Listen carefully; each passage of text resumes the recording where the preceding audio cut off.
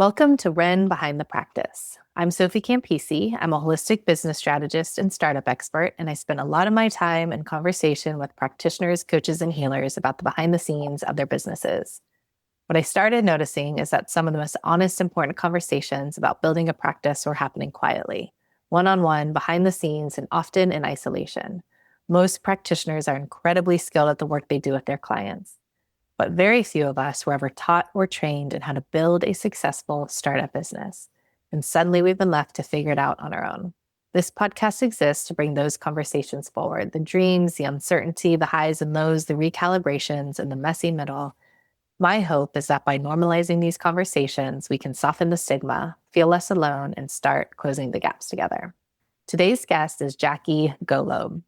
Jackie is shamelessly sexy and works from her sacral chakra. She helps people stay shameless by remembering who their soul came here to be. Jackie, it is so great to have you here. Thank you for showing up and having this conversation with me today. Thank you for inviting me. I appreciate you, and I'm excited to be here. Before we look behind the scenes today, can you share with us a little bit more about the work that you do? Yeah, absolutely. So I am a former certified sex therapist. I've had my business since 2021, completely burned the old model and structure to the ground in 2025. And I had been completely pivoting in 2024 to do coaching and consulting when it comes to my astrosex programs and one-on-one with clientele, as well as really developing a lot of my psychic mediumship gifts, tarot reading, astrology, doing a lot of things to help people stay shameless in their sexuality and spirituality. So those are my two niches or areas that I guess are blended into one. So it's really my jam to help people stay shameless in those areas and have those conversations right off the bat. What was it about the old business model that either didn't work or had you really want to pivot away from it? Yeah, I was burned the fuck out. So I was private pay as a sex therapist, and I had the best clients in the world. So don't get me wrong, right off the bat, I had just created all these different pleasure work exercises. I've got like over 500 shame and sexuality and relationships and different psychology theories, like all wrapped into one. And so I really wanted to have clients who wanted to be able to pay for those sessions in a package, show up, be held accountable to showing up, and also doing and being with the work here. So I think I got fed up at that point in 2024. Not think, I know. I was in Peru developing my astro sex programs. And that week in March of 2024, I said, I'm done doing therapy. I'm only doing coaching and consulting packages where I get consistent clients that want to do and be with this work with me. And that same week, I got 3 clients. So it was absolutely incredible that the universe was like, okay, we hear you. Let's move you in this direction now. Let's see how bad you want it. And I do. And I did. And it was awesome. Interesting. So you wanted more flexibility with your business model? More flexibility. And for me, I wanted more dedication from clients who wanted to do and be with the work because therapy, it's like, oh, just charge me for this session, Jackie. And I'd be like, well, no, my heart and my soul wants to help you with this. Like, sure, yeah, if it's a last minute thing, I'm going to charge you. However, I require that you do this exercise for a next session. And so that's the thing where it can hold us less accountable in therapy versus coaching and consulting. When you're paying more, you're going to show up more. And I mean, I've had that personal experience as well when it comes to me showing up for my own therapy in the past and coaching and consulting. It's like, if I'm going to pay this chunk of money, I'm going to do the damn work here. And that's what I found with clients too. Totally makes sense. It seems, and of course, not all therapy or therapists are created equal, but it's more about, the mindset of the client going into it. And sometimes it seems like I've had a lot of former therapists who are shifting into coaching on this. We've had conversations about why the shift, why the pivot. This is one that actually hasn't come up, though, about the clients themselves coming in with a more passive mindset versus a more active, action oriented mindset, which is based on my experience. I'm a certified coach in so many different things. It's one of the things that I learned really early on was the main difference between traditional psychotherapy and coaching is action, really. Like coaching is all about taking action, moving forward. Yes, you need some past for context. It's all about being in motion and moving forward. Whereas therapy, it's kind of like, okay, let me sit here and have the therapist figure this out for me or tell me what's wrong with me or maybe a little bit more of that mindset of like push a magic button or it's checking off a box. I know I need to go to therapy, so I'm just gonna like do it. Mhm. Yeah, totally. And there's a lot of different considerations with that too. I think a lot of people think therapy is like, oh, we can give advice and we can give feedback right away. And we actually can't unless the client's ready for it.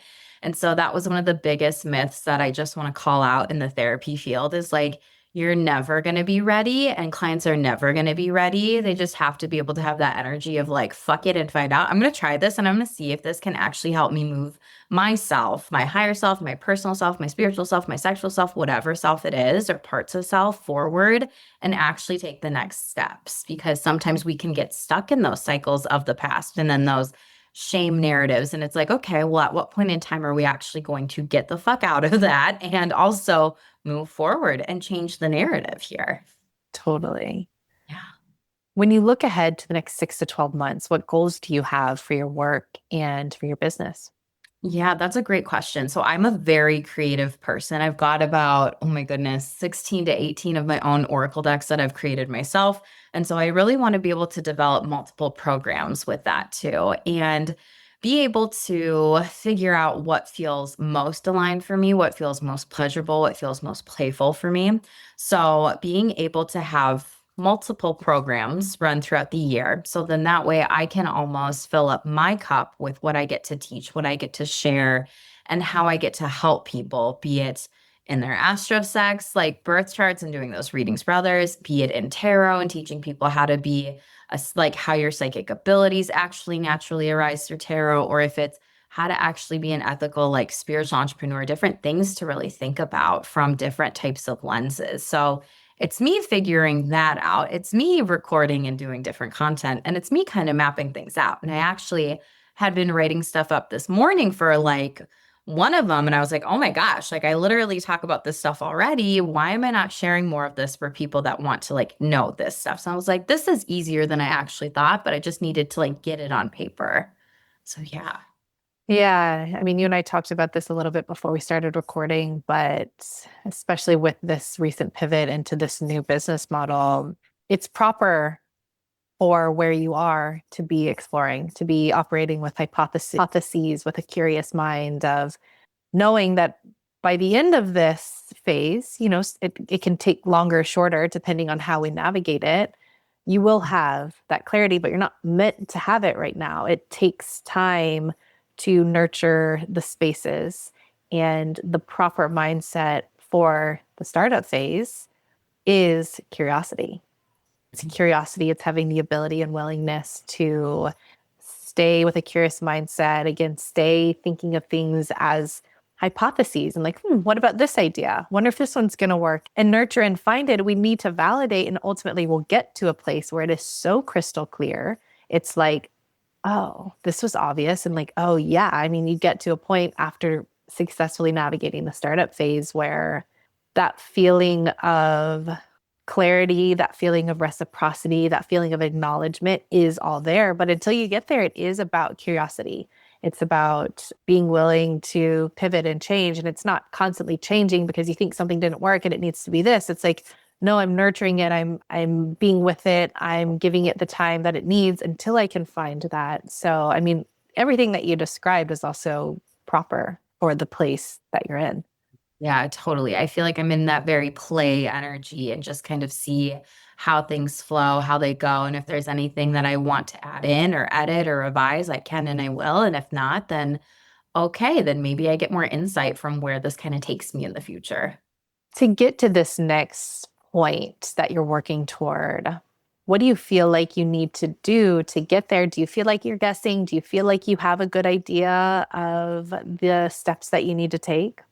I think the biggest thing is continuing to foster community in the process of this, as well as maintaining and sustaining my own boundaries within those communities in regards of how I give and how I serve and whether or not those are things I want to, share a little bit of that information, but then also be able to say, hey, this is in my program here, because I also don't want to burn myself out in the process. And that's huge when it can come to having a lot of different knowledge or skills in a lot of areas, and then people wanting that, and then just trying to ask you for free and pick your brain. I don't like that quote whatsoever. I'm like, pay for that person's consultation or pay for to work with them as a mentor or a coach or pay for their package, and you will get what potentially you need in that. Or even if that was because you needed somebody there, that's one of the things that I have really tried to model in regards of how I show up, even online, when I do different readings, when I share different content, to really own my brand, but also like expand that community and share what I'm doing and be more visible. And I feel like I've been very comfortable with visibility and video and everything like that. I think it's just consistently on giving myself the time and space to grow it more and more and more and more.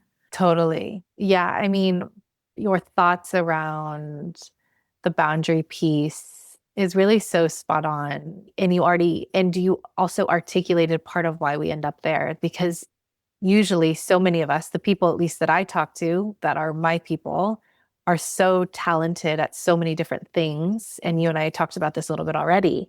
The double-edged sword of that is it actually makes it much harder to translate into a successful business model because generally we're solopreneurs. And when we have too much open, too many possibilities, that's one of the first things that brings us straight into the, for lack of better phrase, startup graveyard. And it's one of those things that sometimes feels and seems counterintuitive to us because we're so open to possibility. We want to help people. There's so many things that we're good at. But when it comes to translating that into a business model, that's actually the number one thing that can tank us. And again, it can feel counterintuitive to people at first to limit, put certain boundaries, but also be really clear on your containers and your offers. But once we understand why it's vital, then we can lean into that a little bit more because you and I have talked about this a lot already today, burnout and our nervous systems, and especially for those of us who are women, like protecting our hormones and, some of these things. When I talk about, what I do with people, helping people really nail it with a sustainable, successful practice or business, sustainability is not just financial. It's can we physically hold this? Can our nervous system hold this? Like long term, is this something that feels good for us, not only in our bodies, but emotionally, energetically, of course, financially, but can we actually hold it? And we're well meaning sometimes when we have lots of different possibilities and work with lots of different types of people and leave lots of things open. We're well meaning because we genuinely are devoted to service and we genuinely want to help people. But when it comes to the business side, it is a recipe for disaster, really. Yeah, it's kind of figuring out what needs to stay, what needs to go, what needs to pivot, what needs to change, what needs to continue. It's just so many different questions in that. It is. And that's, articulating the startup phase really well. It is. It's a matter of exploring that to get that clarity. But we first have to, yeah, be aware and acknowledge, yeah, I can't do it all. I can't have too many different things because it actually doesn't work for me long Mm, term. I can't hold that. I can't keep up with the energetic and physical strain of like holding all of these tons of different things without setting those boundaries and getting clear and kind of like tightening up my containers. yeah. What has felt hardest? I'm really interested in hearing your answers to this, especially pivoting from the business model that you're in into this new one. What has felt hardest about pros and cons of everything, of course? So, what's felt hardest about shifting into this new coaching business model for you? I think the hardest thing is dealing with people's objections, their scarcity mindset versus them actually understanding like it's not only transformation, it's also education, it's also learning about yourself. And that can, I know a lot of coaches say sell the transformation, everything like that, which I'm not against in any way, shape, or form, but all of these other things can lead up to that. So I think when a lot of people think, oh my goodness, like coaching's so expensive, I'm like, well, I've worked with clients consistently for a year in therapy. That was way more expensive. So it's just like kind of dealing with some of those money mindset, the scarcity mindset. And I understand the economy is not in the greatest space right now whatsoever, right? And I also know that I've had folks tell me, I've seen you on YouTube and you said, and you were the one that inspired me to work with you because you said, if I actually want to work with you bad enough, I will find a way, I will do it, and I will take those steps. And that's exactly what I did. So it's also nice being able to hear like the pro of myself too, and like bringing that out and also understanding like, hey, there's certain things where you may not actually get to work with that person because we're talking about like if certain things need to change, if there's certain services or certain things that aren't available anymore. It's kind of one of those things where some people might be like, oh crap, but then now it's something bigger, high ticket. So I think that's one of the biggest things is moving from like one-on-one therapy sessions to a bigger package with people when it comes to financial considerations. And I think with that too, another piece that has been difficult is some people, and I have a post written up about this on Facebook. Some people still think I practice therapy, and I'm like, no, I got certified as a sex therapist, and I like gave up that certification. I gave up that license because it doesn't even matter anyway for what I'm doing now, and I don't care. And that's fine if other people want to keep it and they want to be a healer and like be a therapist or like walk both worlds. Just for me, I know personally and professionally, that's not what I wanted. And so I think it's even hard when it comes to other people thinking I do something and then me having to say, no, no, no, no, no, I don't do that anymore. It's been a year and a half. So the language around like, well, what does a psychic medium do? Or what is tarot? Or what is astrology? And like, why are you doing astrology readings for sexuality? Like, I don't get it. So it's like re-educating and rebuilding my brand in some ways, in some like shape ways and forms, and in other ways, not as much. And I think the hardest part is you lose the sense of community. You lose the sense of community. And then when you get other people that like to see what you're doing and maybe on that similar path, they may want to know more or they might want to pick your brain. And I'm not here to be brain picked because I've invested a lot in myself. And I'm not like this, little rich girl over here or anything like that. No, I just know that when I've had to invest in myself, I've gotten more back in situations, personally, professionally, business wise. And it's also that resistance that I feel internally. I'm like, I want you to be able to invest in yourself as much too, or just a little bit, because I feel like if I'm just giving you these answers when we don't have a professional relationship, you're not hiring on mentors, spiritual, business, mental, emotional, sexual, relational, whatever it is, right? I think that's then enabling in a potential behavior. So I'm always having to come up against that sometimes, not always, but a majority of the time when people are like, oh my God, what you're doing is so cool. And then having to hold that boundary, which I've gotten really good at, and also saying like no to people. And some people don't like that. So it's just one of those things. I think that's the challenge that when you are from the outside looking in, you're like, oh my God, that's so cool. She's doing this and she completely changed her business. But then from the inside looking out, you don't realize how much I've had to really give to this. And even like personally, people don't know my story over the last year, stuff that's just been going on where it's completely changed my life. So, yeah. On the business model side, one of the cons of shifting from a more traditional therapy model to coaching is the therapy model is a little simpler. It's a little more direct. It's a little easier to get from point A to point B, being like I get certified and then filling up a client list and starting to make money. Whereas going outside of that and going into the coaching world, there's so little structure and there's so much noise and there's so much overwhelm around like what to do and how to build it. And, getting from that point A to that point B is very difficult. Again, you and I talked about this a lot. This is where that startup piece is missing for so many people because you don't realize that you don't just shift into a different type of business. Like a therapy is a little more small business where it's like there is a really more clear, again, point A to point B, clear business model. Whereas when you shift into the coaching world right now, at least maybe pre-COVID and even COVID times, it was a little different. Right now, for sure, you're certainly getting yourself into the startup entrepreneurship where you have to figure out way more around translating your gifts, your brilliance, everything that you do, who you be, your life experience into clear, direct, for lack of a better term, market demand. Who are the people that are here? They're ready, thinking of a deep unmet need for a certain group of people that's easy to find and ready to pay. That is the startup journey. People aren't talking about that. People are treating us like we're ready to grow. They're giving us growth tactics, but it's too soon. So what has that shift been like for you on the business model side? I feel like it's been a little bit different. So that's kind of a tough question. I'm trying to reflect and really like figure out. Like, I think a lot of people have been kind of saying more so with this is my experience with like startup phase, new things, new offers, really being able to like speak your offers, but also be able to speak like why you're doing it, share more of the story, share more of yourself.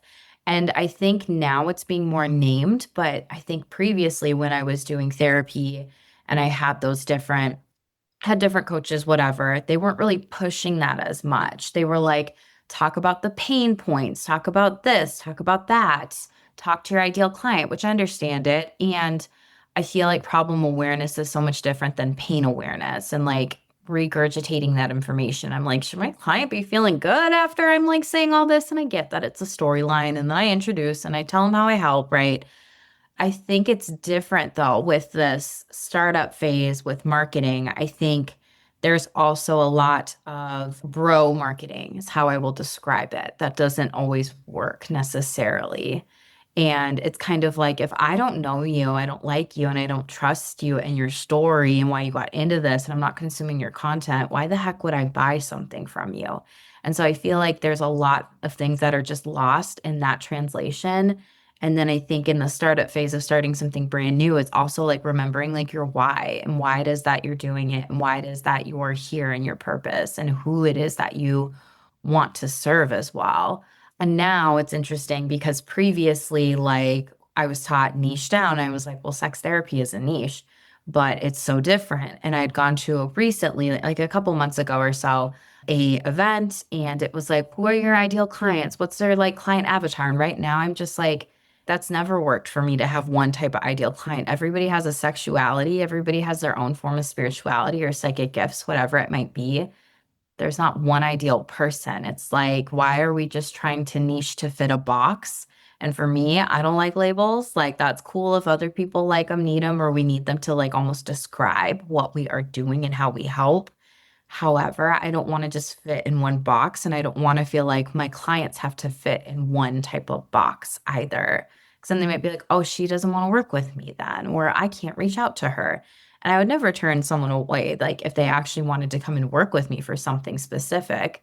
And sometimes, the thing that holds you back in the therapy realm is, you can't work with friends or family or whatever. And in the coaching and consulting world, it's like if someone wanted to pay me 377 or whatever it is I charge for an hour consultation to be like, Jackie, can you tell me about like the best sex toys for A, B, and C here?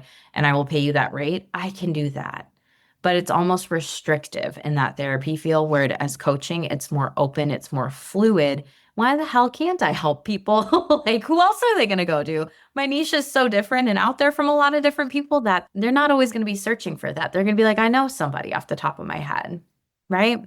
I don't know if that answered your question. I go Yeah, off no, you brought up on no, you tangents. no, of course.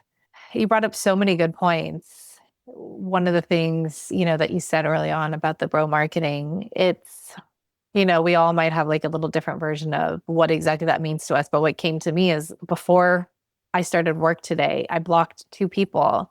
If someone sends me three cold messages without me ever responding, like I'm realizing I'm blocking. If you send me one and I read it and I'm not interested, I'm not going to get back to you. Fine, whatever. That's no harm, no foul, whatever. If you keep sending me messages, that is like the permission levels, like I guess that's what translated to me, or that was my interpretation when you said web marketing. I was like, yeah, like the lack of awareness of permission levels, the lack of working within permission levels is, again, just like that blatant either disregard or just disconnect from that. I'm like, regardless of what you're selling, you're not my people, because if you are that out of touch from permission levels, then like my nervous system is already like, yeah, there's some sort of awareness is like, it's a miss for me. And it's, again, it's not to say we don't send a message to someone. Sure, every once in a while that might be valuable, But if we are blatantly disregarding permission levels and just like blasting message after message after message, you know, I'm a business strategist. I teach people how to market, how to build their businesses. And I'm sitting here saying, I block people that blast me. I block people that use marketing techniques that just don't resonate with me because, like, it's so, I'm so tired of that. We're already all struggling for capacity. So even the fact that they're spending that time on me has me think you're so out of touch with how to build a business because I am not a warm client for you. Why are you even wasting your time on me? Because I have showed no warmth back. So I'm a cold lead to you, but you're even wasting your time on me. So I'm like, yeah, there's just a big, there's so much breakdown with some of these cringy marketing tactics that don't work. Maybe they work for some people, but one of the realities that we have to be real with in our industry is we're not only are we wide awake, conscious, autonomous beings that are energetic and we feel things like that, but also the people that who are going to be good fit for us are also going to be on that wave. They're Mhm. going to have more in common with us than not.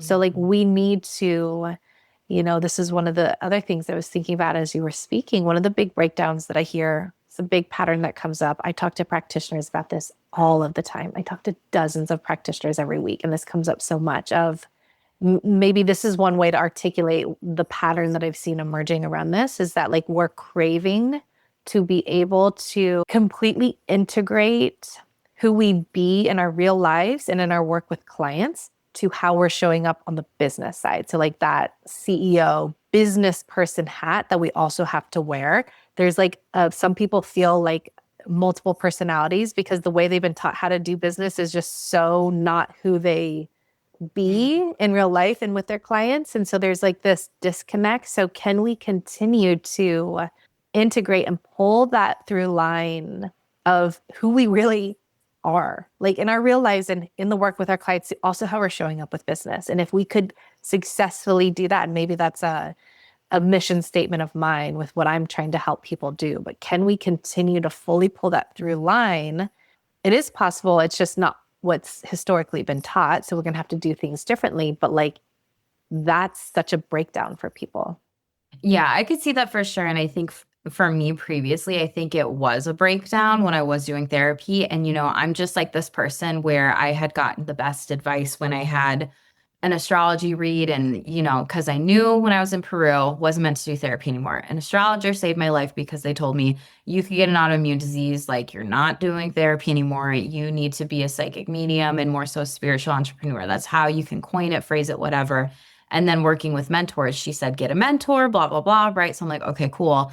If my business is titled Stay Shameless, I have to walk my fucking talk. Otherwise, clients are going to pick that up. They're intuitive, they're psychic, whatever word they like to use. And they're going to be like, oh, this bitch is fake as fuck. Like if I'm not doing that stuff.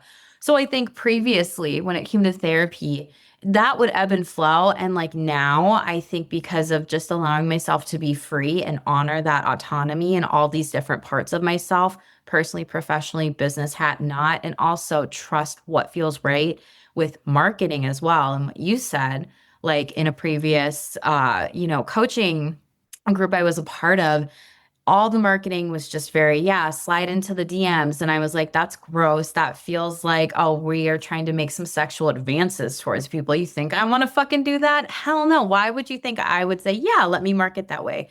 That's not it. Now, if people want to privately message me, fine. Like, let's talk. Let me answer your questions. Let me get to know you, foster that relationship, build that rapport. However, I'm never going to be that person to just slide and cold call because it just didn't feel right to me. And like, it just felt resistant to me. And it was just like a ick. It gives me the ick, like personally and professionally. So I was just like, that's not what I'm doing. And on LinkedIn, that's in the first like line of my bio. Please do not message me if you're trying to sell me something. But people don't always read it. They don't always look at it. So if they just break that boundary, it's like block because I don't have time, energy, and effort to pour into someone like that. And the more I block those people, the more I'm clearing that space to actually have the right people on my path too. And I think that's important to remember. And some people might think, oh, Jackie won't give this to me for free. She's a bitch. And it's like, no, staying shameless is being a boss by holding your boundaries and by me teaching people also how to treat me because that's what I work on with relationships and sexuality with people and spirituality and services. So it's just interesting with what you said about bro marketing. That's definitely a huge piece of it. And that's definitely not my vibe whatsoever. Nor is it anyone's that is floundering in business right now, because that's what people are teaching. And those of us who it doesn't work for, it gives us the ick, are like, I've had someone say she was talking about something different. And I think she said it on the podcast, but someone was teaching like a marketing workshop in one of the groups that she was in. And they were saying, talk about politics. You'll get a lot of clicks right now. And she was like, if that's what it's going to take for me to run my business, I'd rather not run my business. Mm-hmm. Uh-huh. Like you already said, we have to walk the walk. We're way showers, we're leaders, we're mission driven. Integrity matters to us. If it's going to take us out of our integrity, right? This is the big dilemma we've been in. Most of what's been taught in terms of business building takes us out of our integrity. But on the other side, this is not just, we're not normal entrepreneurs. We're not normal people that are like, oh, let me just try an ice cream shop. Okay, that one doesn't work. Let me try the opening a hair salon. This is dharmic work. Like, this is expressions of our soul. It's expressions of who we be. It's life path stuff. There is no going away from it. There is no like, oh, I'll just try something else. So we have this major, major breakdown between integrity and our work, and being integrity with our work and our mission, and knowing this is what we're meant to be doing. But then everything that we're taught how to do it often is, most of the stuff, pulling us out of our integrity. This is causing a huge dilemma for us. It kind of feels like when we have these patterns and we have them for so many years of our life, and then our brain is fully developed at like 25, 26, and then we're like, oh shit, like I was the problem then. I need to make sure I integrate my shadow now. Similar with business, like, oh shit, that's what that was, or like this doesn't feel right to me. And there just seems like there needs to be a different way overall. Because even in like, networking calls, it's a lot of people saying, like, hey, do this, buy this, do that, sign up for whatever, right? And sometimes that doesn't always feel right unless we actually get to know the person. And I like that more people are saying, let's do coffee chats or meet or whatever one on one before just looking at every single person as a client and selling. And it's also one of those things too, where you can also suss out in those calls if it is treated more like a sales call or not as well, and whether or not that's in alignment for you. Totally. I could go on and on about some of those things, but I'm going to move on, because some people, again, like, people are well-meaning, but they haven't been taught anything other. And so often, I've already talked about this today. When we treat everyone as a potential client Yeah. instead of just a potential connection, right? Like, the way I teach people how to build businesses is every interaction you should just be seeking to learn, be curious, and add value where you can. If someone's going to become a client, they will, through time and whatever. Same way of gardening. Hunting and gardening, very different. If we see the sprouts coming up and we're like, oh, that's going to be the flower, and we try to harvest it too soon, you'll never get the flower or the fruit that's going to come from it. It will come in time, some of them, some not.